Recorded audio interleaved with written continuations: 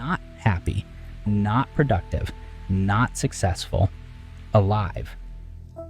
Most people cannot remember, not because life has been hard, but because somewhere between childhood and now they stopped experiencing their life and started narrating it.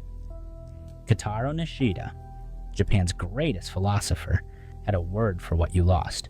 He called it pure experience, and he believed it was the only real thing that ever existed.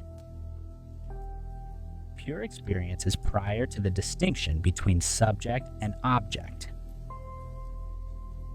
To watch a child play. They are not thinking about playing. They are not monitoring how they appear while playing. They are not deciding whether this moment is worth remembering. They have disappeared into the experience entirely. There is no child separate from the play. There is only playing. Nishida called this the state before the divide, before the mind splits every moment into two things, the one who experiences and the thing being experienced, before you became the observer of your own life. He said that this divide, this split between self and world, is not natural. It is learned. Language teaches it. School reinforces it. Adulthood perfects it. By the time most people are 30, they have not had a single pure experience in years. They have had thousands of thoughts about their experiences, which is an entirely different thing.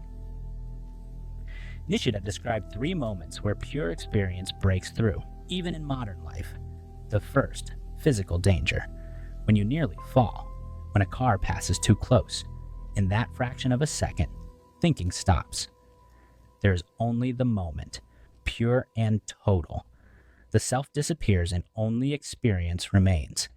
This is why people describe near-death experiences as the most vivid moments of their lives. Not because death is beautiful, but because the narrating self finally went quiet. The second, deep creative absorption. A painter who has forgotten they are painting. A musician mid-improvisation who no longer knows where they end and the music begins.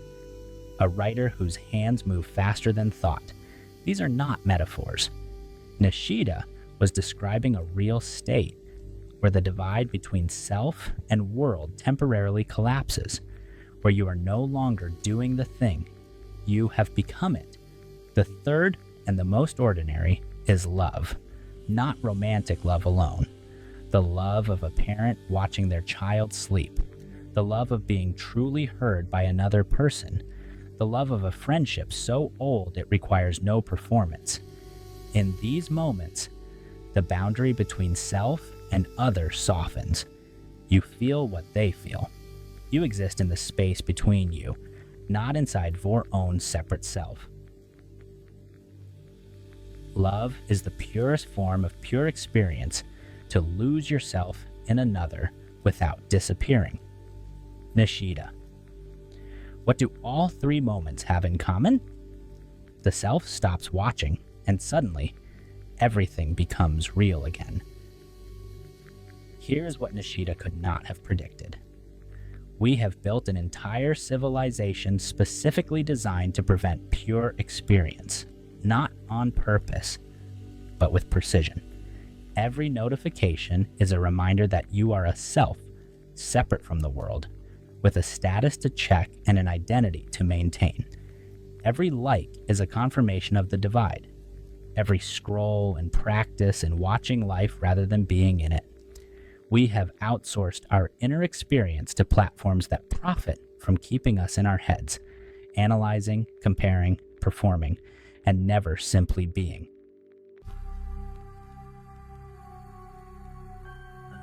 The result is a generation that has everything Nishida's world never had.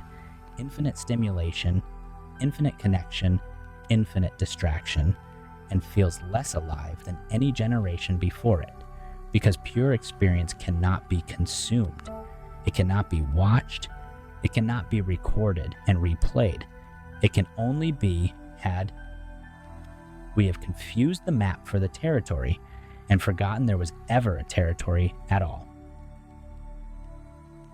Nishida did not offer a 10-step program. He was not that kind of philosopher. but his work points to something simple, something you already know and keep forgetting. The way back to pure experience is not a technique, it is a surrender. The surrender of the need to narrate, to document, to understand what is happening before it is finished happening, to let the music be loud enough that you forget to think about the music, to let the conversation be real enough that you forget you are in a conversation, to let the moment be before you decide what it means. Nishida walked his path every morning not to arrive at a destination, not to solve the problem, not to think the perfect thought. He walked it to practice disappearing into the walking, to find, even for a few steps, the state before the divide. Pure experience is the alpha and omega of all existence. Kitaro Nishida. You do not need a stone path in Kyoto. You only need this moment, before the thought about this moment arrives to replace it.